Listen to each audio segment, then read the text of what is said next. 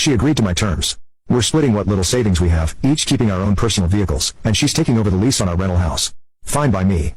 I don't want to set foot in there again. Since we don't have kids and not much joint property, this should be a relatively quick divorce. I think she is too exhausted or ashamed to put up a fight. She just quietly agreed to everything, which is fine by me. I'm still living with my sister for now while I apartment hunt. Honestly, it's been kind of great to spend this time with her despite the circumstances. We eat dinner together, watch dumb movies, and she's been dragging me to a yoga class on weekends, which is surprisingly not terrible for clearing the mind. Having family around has made this whole ordeal so much easier than if I was on my own. As for the fallout with the friend group, Kate and Lauren have basically been shunned by most of their friends. I actually heard Kate moved back in with her parents after Tom threw her out. No official word on whether they're divorcing, but it doesn't look good for them. Lauren's husband is apparently giving her the cold shoulder, though I heard they're trying counseling. Interestingly, Lauren came by my sister's place one day asking to talk to me. I declined to see her, so she left a handwritten letter. In it, she apologized profusely for her part in this mess. She said Rebecca had been talking about her old feelings for Dan, the ex, for months, and that she and Kate had tried to talk her out of doing anything stupid. But once my wife made up her mind, she enlisted them to cover for her. Lauren admitted she was too cowardly to refuse and went along with the plan, but the guilt was eating her alive. She said she's sorry for what she did. And what about me?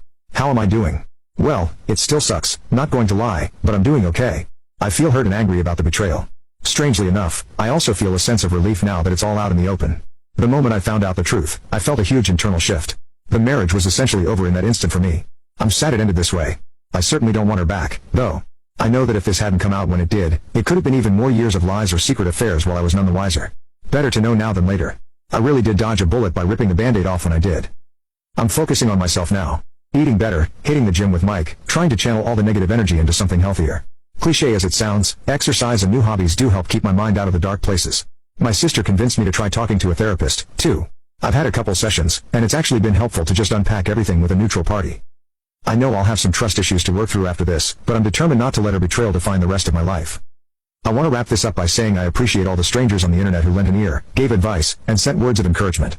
When I first posted, I was a confused, suspicious husband. Now I'm a soon-to-be divorced guy, but at least I'm a lot more clear-eyed about my reality. If I hadn't caught those friends at the bar by chance, who knows how much longer I'd have been in the dark. Thank you for listening and supporting me through this.